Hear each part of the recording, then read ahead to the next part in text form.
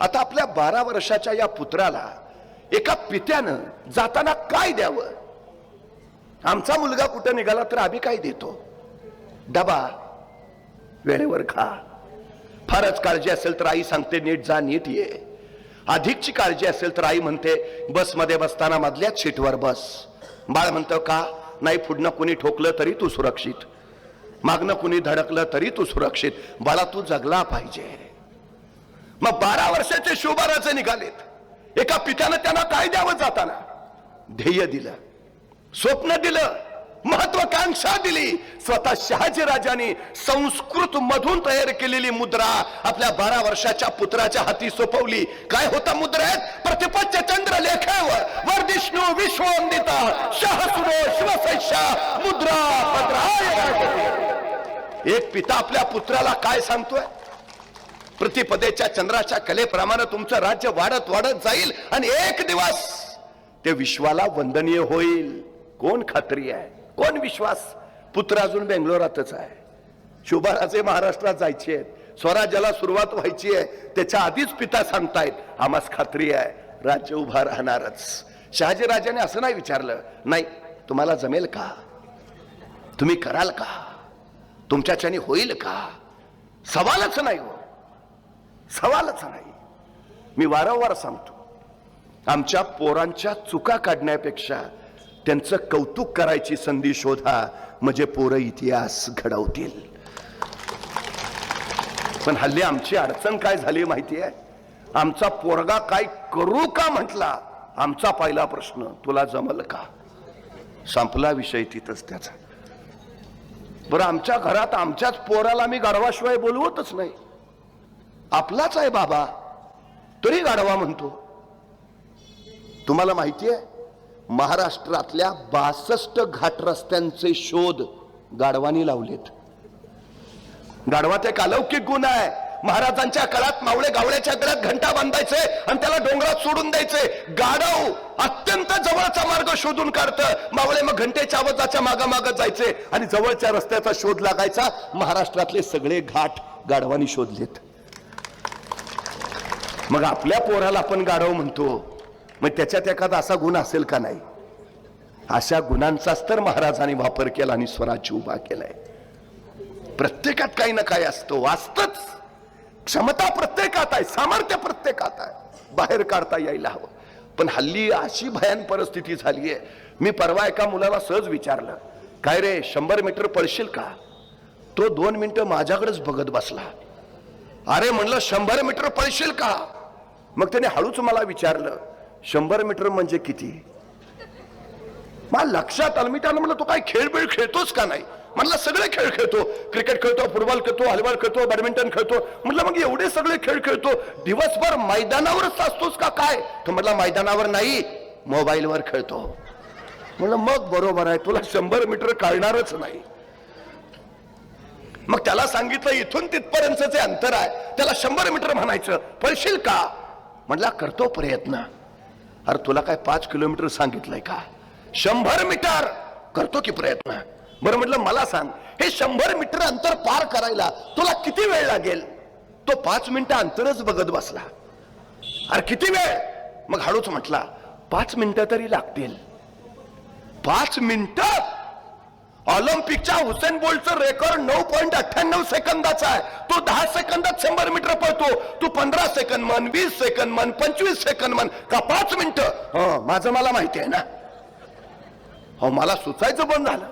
तेवढ्यात त्याचा मित्र धावत आला. ए पळ, कुत्रा पिसाळलाय. इतक्या भयान वेगात पळत सुटला. 7 सेकंदात 100 मीटर. मी त्याला म्हटलं तुला का ऑलिम्पिकचं रेकॉर्ड मोडलंस? हुसेन बोल्टला 10 सेकंद लागतात, तू मग कुत्रं मागं लागलं होतं. म्हणजे तुमच्यात 7 सेकंदात 100 मीटर पळायची क्षमता आहे. बाहेर कधी आली? संकट आलं तेव्हा. मग संकट चांगली आहेत का वाईट आहेत? चांगली आहेत, संकटांचं स्वागत करायला हवं. संकट तुम्हाला अडवायला येत नाहीत, संकट तुमची उंची वाढवायला येतात. अडथळे तुम्हाला रोखायला येत नाहीत, अडथळे तुमच्यातल्या क्षमता बाहेर काढतात. अडचणी तुम्हाला थांबवायला येत नाहीत, अडचणी तुमच्यातली कौशल्य बाहेर काढतात. तुमचा संघर्ष जेवढा मोठा तेवढी तुमची उंची मोठी असते. छत्रपती शिवाजी महाराजांच्या वाट्याला आलेला संघर्ष एवढा मोठा होता की जोपर्यंत चंद्र सूर्य राहतील छत्रपती शिवाजी महाराज तुमच्या माझ्या काळजात जिवंत राहतील.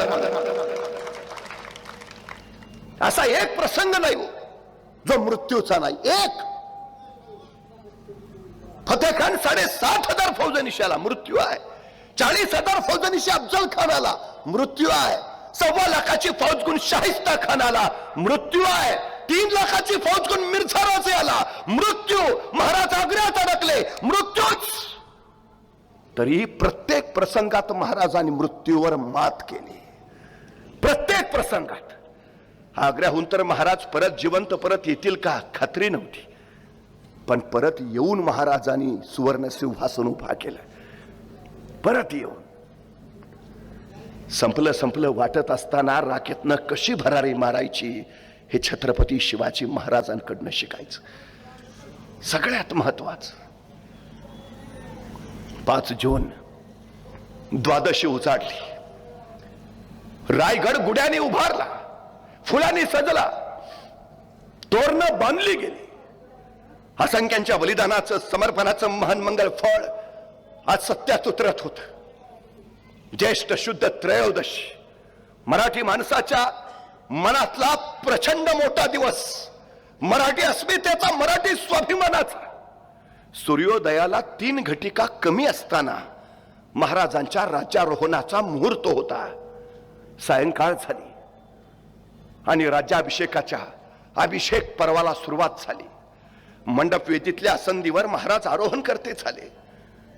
पाठोपाठ महाराणी सोयराबाई, युवराज संभाजीराजे स्थानापन्न झाले. अष्टप्रधान मंडळाने आपापल्या जागा घेतल्या. पूर्वेला तुपाचा सुवर्ण कलश घेऊन मोरपंत उभा राहिले, तर दक्षिणेला दुधाचा कलश घेऊन सरसेनापती हंबीरराव मोहिते खडे झाले.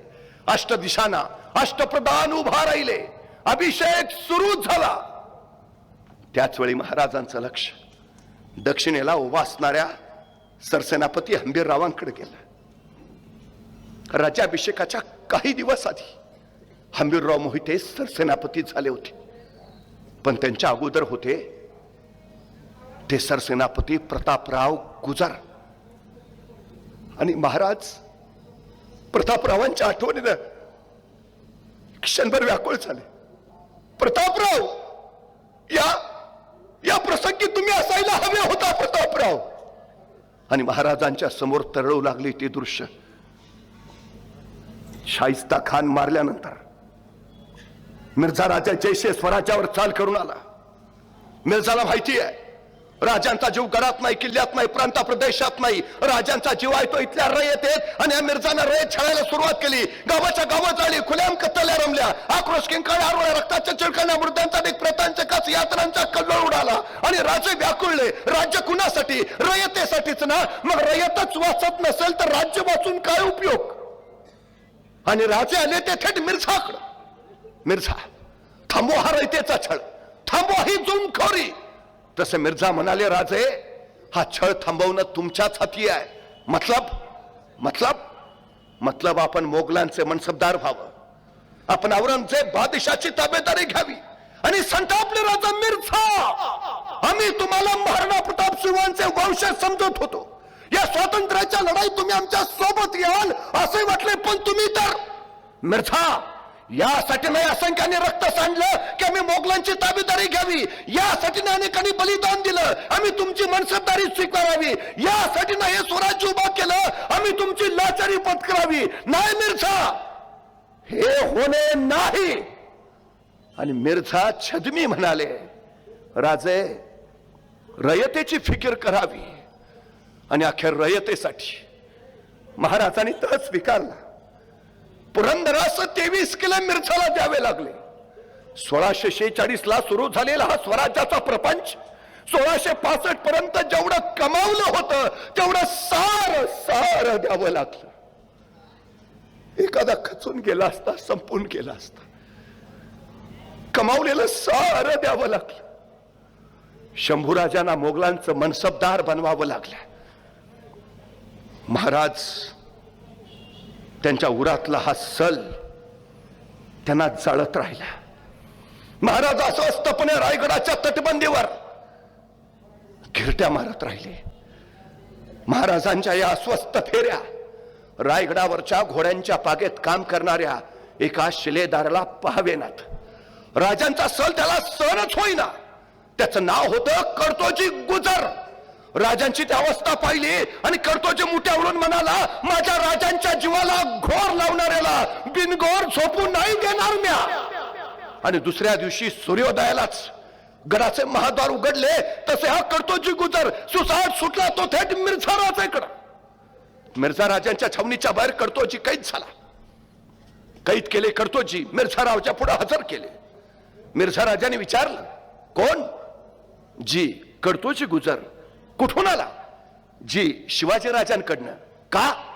आपली चाकरी करावी म्हणतो. नामुमकिन. राजांची माणसं तुटतील फुटतील कुठली? नामुमकिन. तसे कर्तोजी म्हणाले, तसं नव्हं, पण आता तुमच्या तडाख्यातनं आमचं राजा काय वाचणार आहे ती का? त्यांच्या बरोबर मरण्यापेक्षा तुमच्या बरोबर जगलेलं नाही का चांगलं, म्हणून आलोय तुमच्याकडं, घ्या की चाकरीत. आणि मिर्झाला पटला. सही बात बोले. आणि मिर्झाने कर्तोजीला चाकरीत घेतला. पण कर्तोजींच्या उरात डाव मात्र वेगळाच होता. कर्तोजी संधी शोधत होते आणि अखेर कर्तोजींना संधी मिळाली. दस्तुरखुद्द मिर्झा राजांच्या छावणीला पहरा द्यायची जबाबदारी या कर्तोजी गुजरांवर आली. सायंकाळ झाली, रात्र सरली. पहिला प्रहर संपला, पहारे बदलले आणि दुसऱ्या प्रहराला पहारे द्यायला कर्तोजी गुजर मिर्झाच्या छावणी जवळ आले. रात्रभर चढलेली सगळी छावणी गाढ निद्रिस्त. दूरवर कुठेतरी कुत्र्याच्या केकाटण्याचा नाहीतर जागते रोच्या रोळीचा आवाज. बाकी सारं शांत. कर्तोजींना आजूबाजूचा अंदाज घेतला. त्यांनी हलवार मिर्झा राजाच्या छावणीचा पडदा सरकवला. आत मंचकावर मिर्झा गाढ निद्रिस्त झाला होता. त्या मिर्झाकडे बघितलं आणि कर्तोजीच्या मुठी आवळल्या. पण पुन्हा एकदा कर्तोजींनी मिर्झा राजाच्या छावणीला फेरी मारली. सारा हालबेल असल्याची चाहूल घेतली आणि अचानक कर्तोजी मिर्झा राजाच्या छावणीत तीरासारखे आत घुसले. कर्तोजीच्या मस्तकावर उभा राहिले. कर्तोजींनी मिर्झाचं मस्तक बघितलं आणि संतापले. कर्तोजी, मिर्झा, माझ्या राजांच्या जीवाला घोर लावणारा तू, तुला बिनगोर झोपू देणार नाही. कमरेचा खंजर काढलं आणि मिर्झावर चालवणार तोच पोलत्याचा उजेड खंजरवर पडला. दगो दगो दगो बघता बघता पारीकरी धावले. कर्तोजीचा खंजर वरच्यावर पकडलं गेलं. मिर्झा राजा धडपडत जागा झाला. वार करणारा तो कर्तोजी पाहिला आणि मिर्झा हबकला. या मिर्झावर वार करायची हिम्मत, ही हिम्मत अजून कोणी दाखवली नाही. तू तसा कर्तोजी कडला. मिर्झा, एक वार खुला सोड, नाही तर उभा कापला तर शिवरायांचा मावळा सांगणार नाही. जखडल्या कर्तोजीचे ते बोल ऐकून मिर्झा चकित झाला. कडाडला, शमशेर लाव हमारी. पहरेकरांना वाटलं आता बहुतेक या शमशेरीनं कर्तोजींचं मस्तकच मारलं जाणार. राजपुती शमशेर आली. संपले कर्तोजी, संपले. पण अचानक मिर्झानी पवित्रा बदलला. आपली राजपुती शमशेर हातात घेतली आणि कर्तोजींच्या पुढ्यात धरली. कर्तोजी, हे घ्या, हे घ्या तुमच्या बहादुरीचं बक्षीस. आज पावे तू आमच्यावर वार करायची हिम्मत कुणी दाखवली नव्हती, तुम्ही दाखवली. आम्ही कदर करतो तुमच्या त्या हिमतीची. हे घ्या तुमच्या बहादुरीचं बक्षीस. कर्तोजींनी ती शमशेर घेतली आणि मिर्झा म्हणाले, बिनगोर जा, माझा कुठलाही सरदार तुला अडवणार नाही, सैनिक थांबवणार नाही, जा बिनगोर जा. आणि कर्तोजी निघाले. 5-6 पावलं गेले. अचानक मिर्झा म्हणाले, रुक जाओ. कर्तोजी थबकले. त्यांनी मागं वळून पाहिलं. मिर्झा त्यांना सांगत होते, जाऊन सांगा तुमच्या राजांना, ज्या राजांकडे तुमच्यासारखी माणसं, त्या राजांचा कुणी पराभव नाही करू शकत. हा मिर्झाही नाही.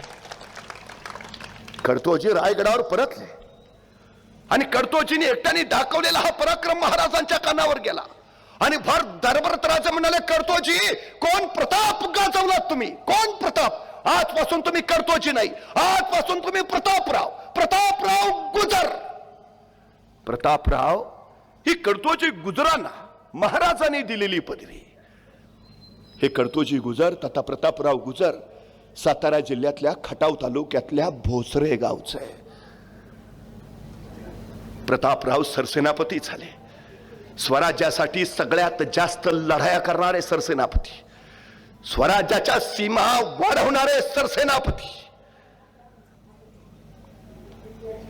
राज्याभिषेकाच्या वेळी औरंगजेब स्वस्थ बसणारच नव्हता. महाराजांचा राज्याभिषेक तो होऊच देणार नव्हता. महाराजांना याची कल्पना होती आणि म्हणूनच महाराजांनी सरसेनापती प्रतापराव गुजरांना सांगितलं, प्रतापराव, राज्याभिषेक निर्विघ्न पार पडला पाहिजे, पण तत्पूर्वी स्वराज्याच्या सीमा निर्धोक करा, सीमा बिनघोर करा. आणि सरसेनापती स्वराज्याच्या सीमा बिनघोर करण्यासाठी दौडत राहिले. पण त्याच वेळी स्वराज्यात ठाण मांडून होता तो बेलोल खान पठाण. प्रतापराव त्याच्यावर तुटून पडले. उमराणीला झुंज झाली. बेलोल खान पठाण कोंडला, महिनाभर जखडला. तसा बेलोल खान पठाण प्रतापरावांना शरण आला. चूक झाली, पुन्हा इकडे येणार नाही. एक वेळ धर्म वाट द्या. एक वेळ शरण आलेल्या बेलोल खान पठाणाला भोळ्या प्रतापराव गुजरांनी सोडून दिला. वार्ता महाराजांना कळाली आणि महाराज संतापले. प्रतापराव, तुम्ही तर सिपाहीगिरी केली, ही सेनापतीगिरी कुठली? काय करणे सला केलात? काय करणे धर्म वाट दिलीत? तो बेलोल खान माझ्या सापाची जात फिरून दंश करणारच. महाराजांना कळालं होतं, माहिती होतं, प्रतापरावांनी चूक केलीच. का सोडलं? आणि आतापर्यंत या देशात हेच झालं होतं. शत्रूला उदार मानानं सोडून देणारे याच हिंदुस्थानातले आमचे राजे. आम्ही शत्रूला उदारपणे सोडून दिलं, पण शत्रूनं मात्र आम्हाला कधीच सोडलं नाही, अजिबात नाही. नाहीतर पृथ्वीराज चौहानांनी मोहम्मद घौरीचा 2 वेळा पराभव केला आणि पराभव झाल्यानंतर पृथ्वीराज चौहानांनी मोहम्मद घौरीला जाऊ दिलं, सोडून दिलं, धर्मवाट दिली. तिसऱ्या वेळेला मोहम्मद घौरी परत आला. तिसऱ्या वेळी त्यानं पृथ्वीराज चौहानांचाच पराभव केला, पण मोहम्मद घौरीनं पृथ्वीराज चौहानांना सोडलं नाही, संपवलंच. वास्को द गामा कलिकत बंदरात उतरला. तिथल्या थामोरीन राजाचं त्याचं स्वागत केलं, पण त्यानं त्याच थामोरीनला कैद केलं आणि कलिकत ताब्यात घेतलं. आम्ही शत्रूला उदारपणे वागवणारे, पण या परंपरेला छेद दिला तो पहिला छत्रपती शिवाजी महाराजांनी. 40,000ची फौज घेऊन आलेल्या अफजल खानाचा महाराजांनी इथंच कोथळा काढला आणि महाराज कडाडले, या भूमीवर परत आक्रमण करणारा इथं आल्यावर फाडलाच जाईल, तो सोडला नाही जाणार. आम्ही सोडायचं आणि तुम्ही मात्र संपवायचं नाही. नाही, प्रतापरावांनी नेमकं ते केलं होतं आणि महाराजांची भीती खरी ठरली. बेलोल खान पठाण पुन्हा स्वराज्यात आलाच आणि संतापलेल्या महाराजांनी प्रतापरावांना खरमरीत पत्र लिहिलं, त्या बेलोलचं मस्तक छाटल्याशिवाय आता आम्हास तोंड दाखवू नका. आणि महाराजांच्या शब्दांनी कर्यासारखे प्रतापरावांच्या काळजात घुसले. आम्हास तोंड दाखवू नका. रायगडावर राज्याभिषेकाची तयारी सुरू आहे. अशा वेळी सरसेनापती रायगडावर हवेत, तर महाराज सांगतायत त्या बेलोलचं मस्तक छाटल्याशिवाय आम्हास तोंड दाखवू नका. प्रतापराव संतापले. बेलोल! त्या बेलोलचा पाठला करत दौडत राहिले. कोल्हापूर जिल्ह्यातल्या गडिंग्लज तालुक्यातल्या सामानगडाच्या पायथ्याशी प्रतापराव गुजरांचा तळ पडला होता. दिवस थंडीचे, शेकोटी थंडणत होती, सगळे बसलेले आणि त्याच वेळी हेर धावत आला. राव राव राव! प्रतापरावांची नजर गेली. राव! नेसरीच्या खिंडीत बेलोल खानाचा तळ पडलाय राव. आणि ताडकन प्रतापराव उठले. त्यांची नजर त्या ज्वाळेत स्थिर झाली. ज्वाळेतली ठिणगी डोळ्यात घुसली आणि महाराजांचे शब्द कानात घुसले, तो माणूस तोंड दाखवू नका. त्या बेलोलचं मस्तक छटल्याशिवाय प्रतापरावांचे डोळे क्रुद्ध झाले.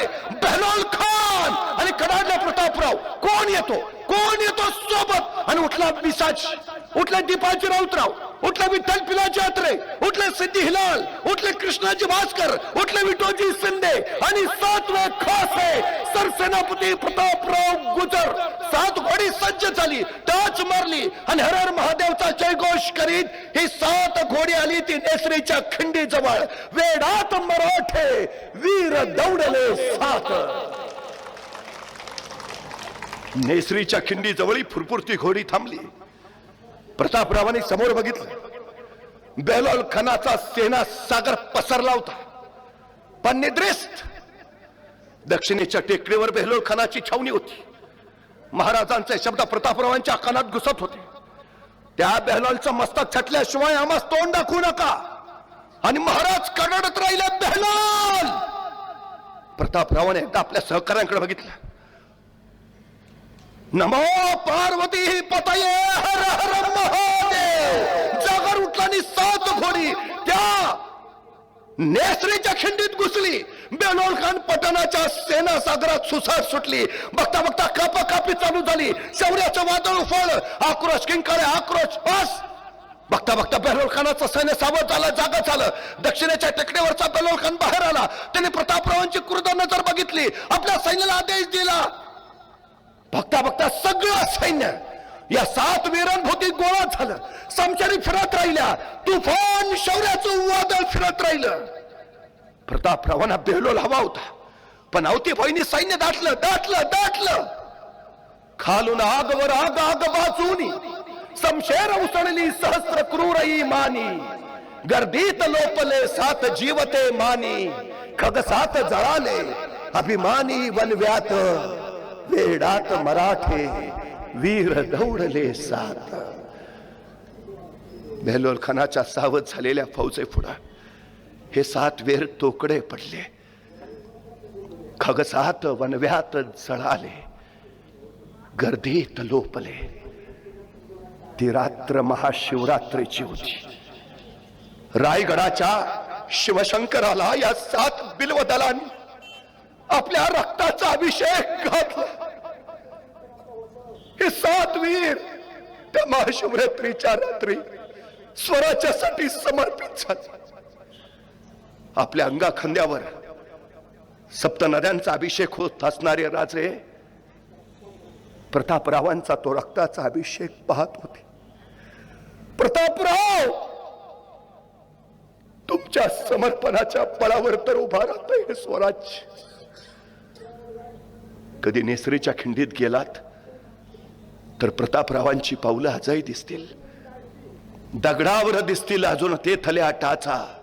ओढ्यात तरंगे अजून रंग रक्ताचा. अजूनही उठतो मेघ क्षणात मातीचा. अद्याप वीरानी कुणी वाऱ्यावर गात. वेडात मराठे वीर दौडले 7. महाराजांच्या माथ्यावरचा सप्तनद्यांचा अभिषेक संपला. गंगा, यमुना, गोदावरी, कृष्णा, कावेरी, शरयू, सिंधू या सप्तनद्यांनी महाराजांचा अभिषेक झाला. आता समुद्र जलाचा अभिषेक. मध्यान्ह रात्री महाराजांचा अभिषेक संपला. महाराजांना सुवासनीने ओवाळलं. महाराजांनी शुभ्र वस्त्र परिधान केली. स्वर्ण अलंकार धारण केले. शस्त्रांची पूजा केली. कट्यार, तलवार, धनुष्यबाण महाराजांनी धारण केलं. महाराजांनी आई भवानी मातेला, मासाहेब जिजाऊला, उपस्थित ज्ञानी जनांना वंदन केलं आणि महाराज राजसभेकडे निघाले. राजसभेच्या सुशोभित प्रवेशद्वारावर 2 स्वर्णलंकार ल्यालाले बलाढ्य हत्ती आणि 2 पांढरे शुभ्र अश्व, 4 पातशया पालत्या घालून त्यावर आपली नूतन सृष्टी उभारणाऱ्या छत्रपती शिवाजी महाराजांच्या स्वागताला सज्ज होते. महाराजांच्या पाठीमाग अष्टप्रधान स्वर्ण गुरजब घातलेले गुरजबदार महाराजांच्या सोबत चाललेले. राज्यसभेतून महाराज आत आले.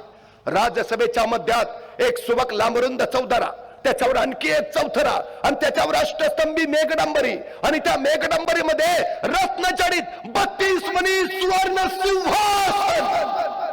मराठी अस्मिता झालेलं, मराठी जनांचा अभिमान असलेलं सुवर्ण सिंहासन.